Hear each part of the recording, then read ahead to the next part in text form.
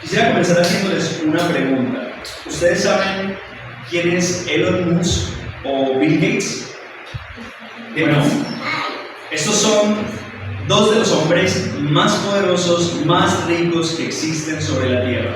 Son dos de los hombres que tienen la mayor riqueza que pueda existir. Hasta el día de hoy, Elon, el dueño de Twitter y muchas otras empresas más, el dueño de Tesla, tiene 11 hijos. Imaginemos que Elon muriera el día de hoy. La noticia le daría la vuelta al mundo en instantes, junto con la realidad de que toda esa riqueza, todo ese patrimonio, toda esa herencia multimillonaria ahora pasa a ser de sus hijos biológicos, de sus 11 hijos biológicos y de los hijos que legalmente tuviera adoptados, en el caso de que los tuviera. Cualquiera de nosotros podría ir el martes, porque mañana es festivo, podría ir el martes a la registraduría y ponerse el apellido Musk o el apellido Gates. Imagínense ustedes a un Carlos Musk, a una Luisa Gates. Sin embargo, eso no vale de nada. Ninguno de nosotros podríamos en ningún momento reclamar un solo centavo de la herencia de estos dos multimillonarios, Elon Musk y Bill Gates, a menos que demostremos ser hijos suyos por naturaleza o legalmente ser adoptados como sus hijos. Solo de ese modo es que nosotros podríamos en algún momento gozar de los privilegios y la rica herencia atesorada por estos dos hombres y sus familias. Ahora, la realidad es que es muy poco probable, casi rodeando el imposible, que dos multimillonarios ingleses fijaran su mirada en Colombia, mucho menos en el Quindío, mucho menos en Quimbaya, y menos probable aún que de Quimbaya elijan adoptar como hijo a un moreno, barbado, tatuado, de 25 años, casado, o a cualquiera de nosotros en realidad. Evidentemente, ninguno de nosotros somos hijos biológicos de un empresario multimillonario. Pero hoy quisiera que recordáramos una verdad mucho más hermosa y gloriosa, de mayor valor y repercusiones más grandes que ser herederos de una fortuna en esta tierra. Y es la promesa de ser hijos de Dios. Por eso quisiera que consideráramos la realidad de la adopción espiritual. Esta es una hermosa realidad. Pensar en la familia de Dios, eran los hijos de Dios reunidos los domingos para adorar, como lo estamos haciendo nosotros aquí, para orar, para ser consolados y edificados mutuamente, para ser alimentados por la palabra de Dios y salir de aquí para seguir reflejando y dando testimonio de la imagen de nuestro Padre Celestial en el mundo.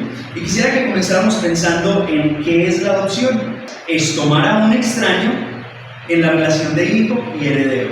Es tomar a alguien que no tiene ninguna relación conmigo y hacerlo mi hijo, y como consecuencia heredero de todo lo que yo posea. Así como Moisés fue hijo adoptivo de la hija del rey de Faraón, así nosotros, cada cristiano, éramos extraños y extranjeros, pero Dios nos ha tomado, nos ha traído hacia sí y nos ha hecho hijos y herederos con Cristo Jesús y en Cristo Jesús. Quisiera que comenzáramos leyendo Efesios 2:12, si ustedes me pueden por favor acompañar en sus Biblias. En aquel tiempo estabais sin Cristo, alejados de la ciudadanía de Israel y ajenos de los pactos de la promesa, sin esperanza y sin Dios en el mundo. Aquí le está hablando Pablo a los efesios, a la iglesia en Éfeso, y le está diciendo: en otro tiempo ustedes estaban sin Cristo, estaban alejados de la ciudadanía de Israel. Es decir, ustedes no hacían parte del pueblo de Dios porque ustedes eran gentiles.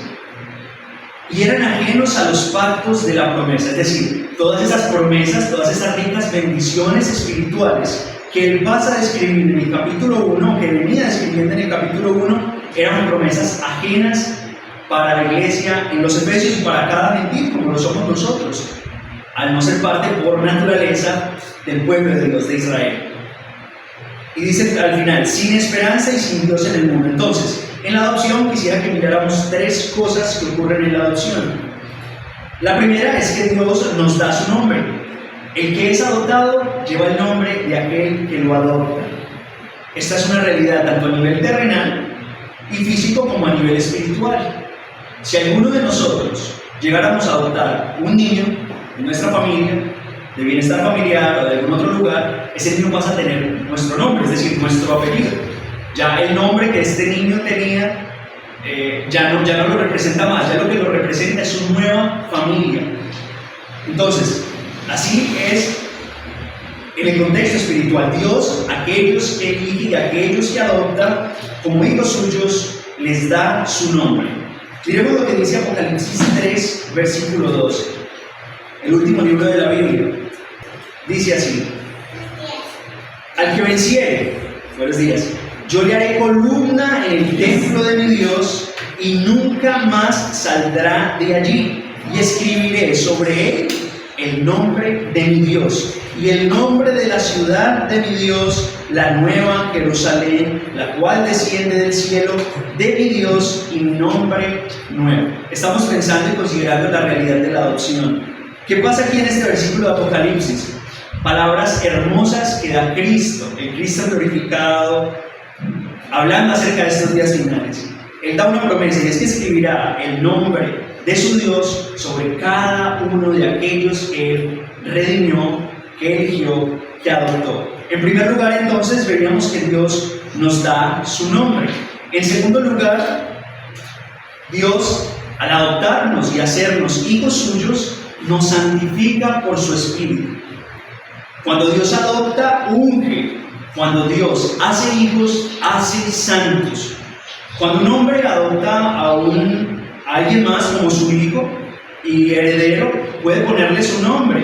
Yo puedo irme con mi esposa al Chocó, adoptar un niño del Chocó, ponerle mi nombre, pero eso no puede cambiar la disposición de ese niño. Ese niño no va a adquirir, por el ser adoptado como hijo mío, no va a adquirir mis disposiciones, no va a tener los mismos impulsos, los mismos deseos que yo tengo.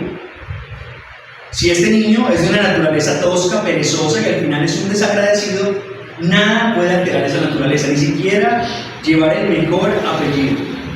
Si alguno de nosotros llegaremos a ser adoptados hijos de un magnate multimillonario como Bill Gates o como Elon Musk, como les venía diciendo al comienzo, puede que al final nos salga el dicho de: aunque el mono se vista de seda, mono se queda. Al final y al cabo, yo puedo ser hijo adoptivo de Elon Musk y tener caviar en esta mesa para comer, y a este lado tener carne de pavo, pero yo voy a querer comer frijoles con arroz. Yo puedo tener el mejor vino en mi mesa servido, pero yo quiero y extraño agua panela con café. Porque es que el hecho de que yo lleve el apellido Musk no cambia mi disposición. En mis venas, en mi sangre, yo voy a seguir siendo colombiano.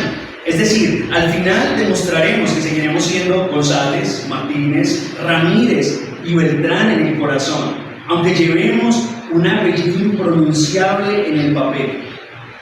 Es decir, podremos ser muy Musk o muy Gates en nuestras cédulas y en nuestros pasaportes, pero con nuestros actos vamos a demostrar que nuestra crianza fue diferente, que nuestra educación fue diferente, que no hablamos inglés. Esto es en la realidad terrenal. Ahorita pensemos en la realidad celestial. Aquel a quien Dios adopta como su hijo, lo santifica, es decir, le pone una nueva disposición en su corazón. No solo le da un nuevo nombre, es decir, nosotros al ser adoptados como hijos de Dios, no simplemente decimos: sí, yo soy hijo de Dios, pero mi disposición, mi voluntad, mis deseos, mi pasión, aún se inclinan por las cosas del mundo. Esta no es la promesa que da Dios. Dios no solo nos da un nuevo nombre, sino una nueva naturaleza. Veamos por favor lo que dice 2 de Pedro 1:4. Por medio de las cuales nos ha dado preciosas y grandísimas promesas, para que por ellas llegaseis a ser participantes de la naturaleza divina, habiendo huido de la corrupción que hay en el mundo a causa de la concupiscencia. Enfoquémonos en la segunda parte. Por medio de la adopción nosotros participamos de grandiosas promesas. ¿Para qué? Para poder llegar a ser participantes de la naturaleza divina. ¿Saben cuál es la naturaleza divina?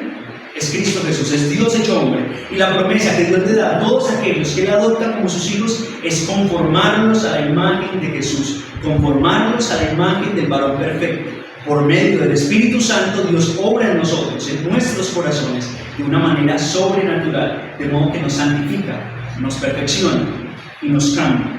Es decir, Dios infunde en nosotros su espíritu de santidad. Él convierte el lobo en manso cordero, convierte al ebrio en sobrio, al blasfemo lo hace un adorador piadoso, al promiscuo lo hace un cónyuge fiel. Solo Dios hace que el corazón sea humilde y bondadoso. El corazón que antes era egoísta y era orgulloso.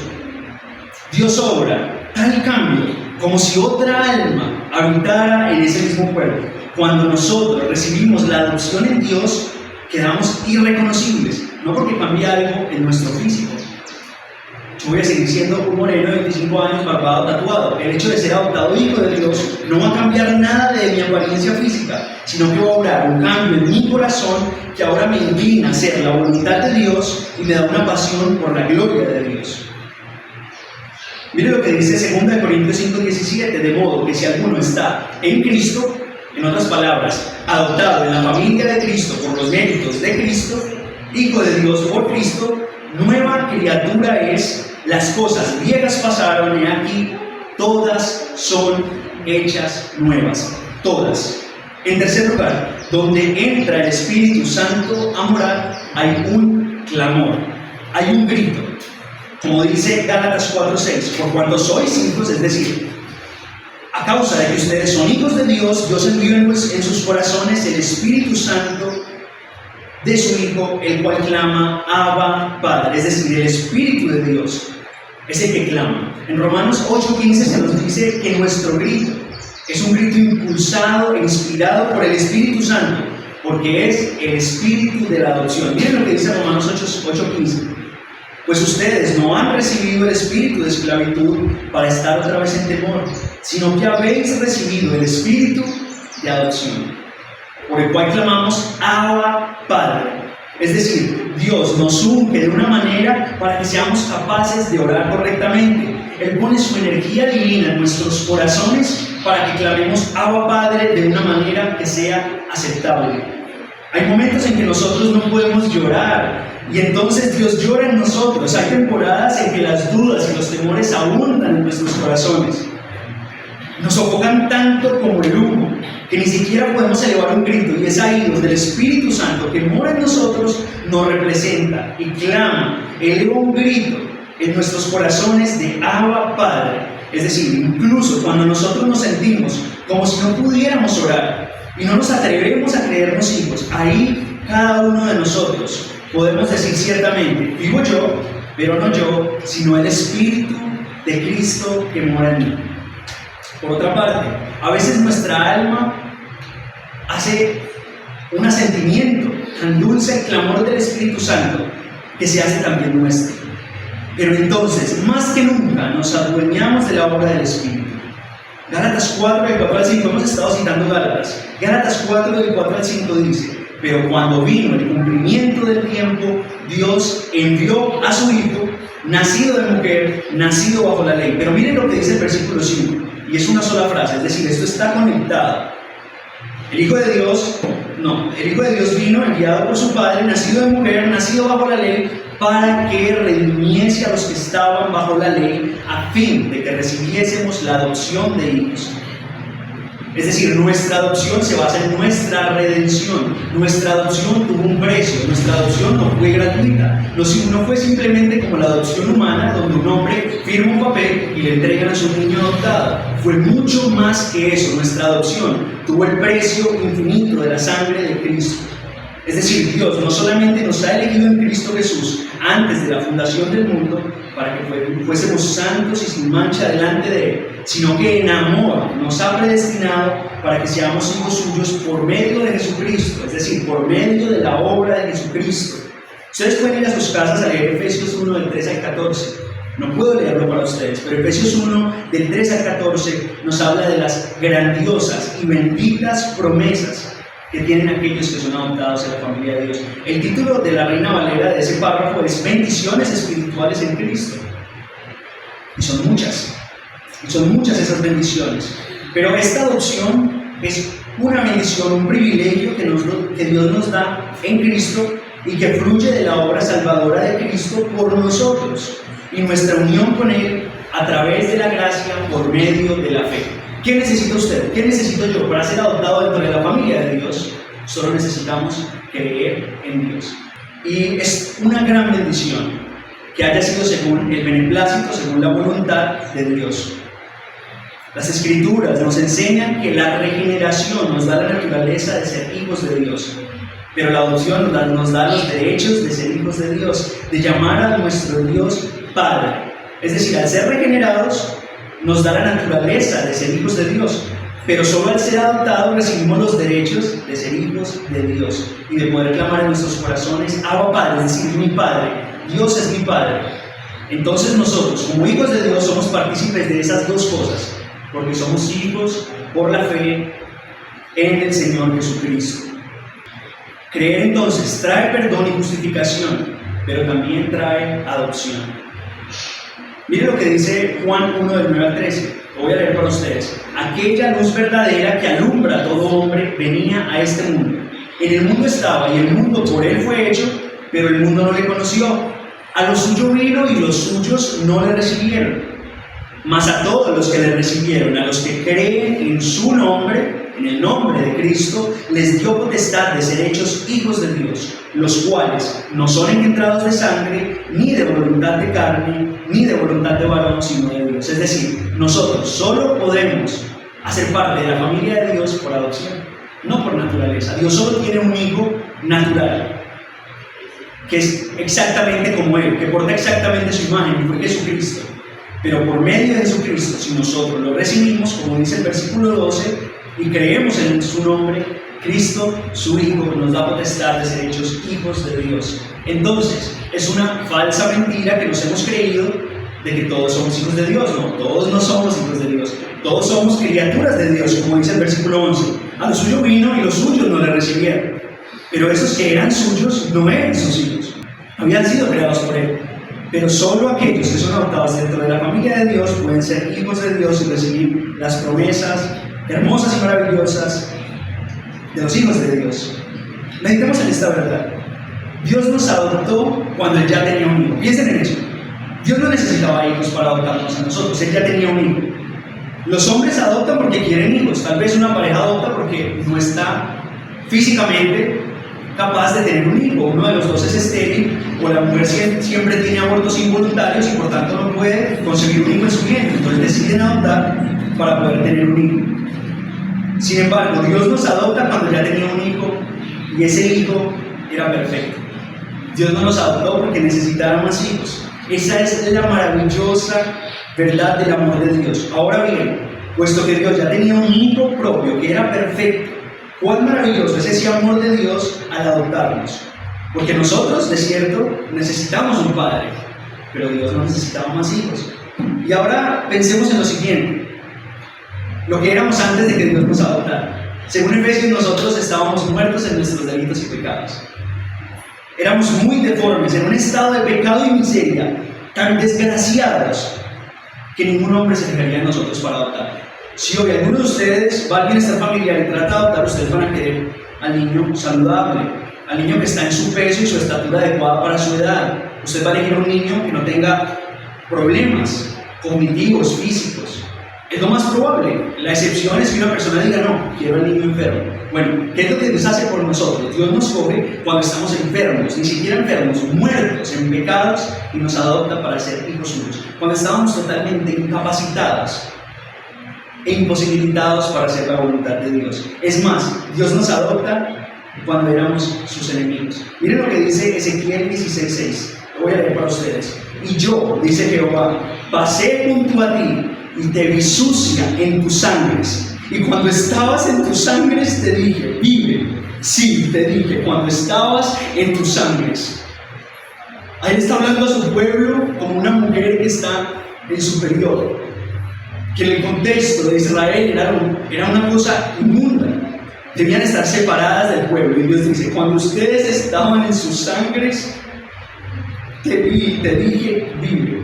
Ahí es cuando Dios nos adoptó. Por tanto, no hay ninguna razón para que nosotros nos gloriemos en nuestra adopción. Resumiendo o parafraseando este versículo, cuando te vi contaminada en tu sangre, era el tiempo de amor. Era el tiempo para adoptarte como mi hija.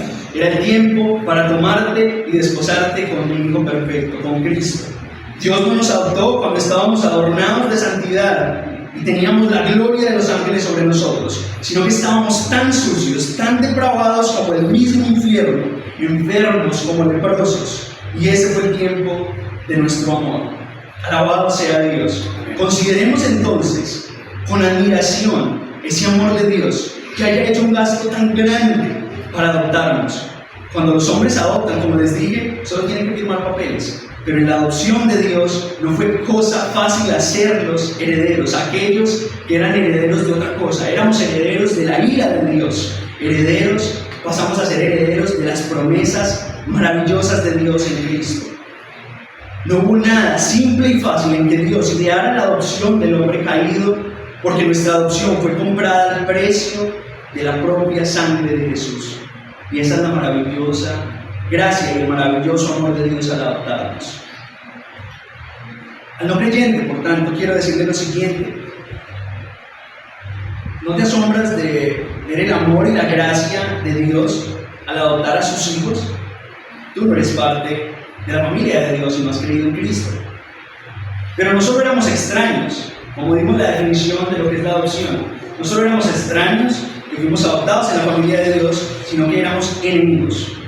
Que Dios haya perdonado a sus enemigos con un acto de amor, pero adoptarlos como sus herederos hace que los ángeles del cielo se maravillen. Pero si usted todavía no ha creído en Cristo, usted en estos momentos es enemigo de Dios.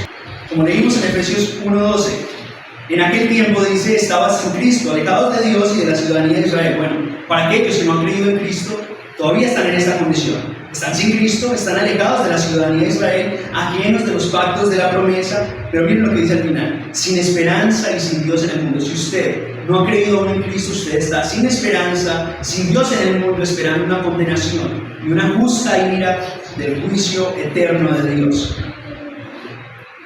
Si no eres hijo de Dios, si en el día del juicio tu nombre no se encuentra escrito en el libro de la vida del Cordero de Dios, si en esta vida no recibes la adopción que Dios te ofrece gratuita, solo por la fe, en aquel que puede otorgarte ese privilegio, en Cristo Jesús, el Hijo de Dios, tiembla.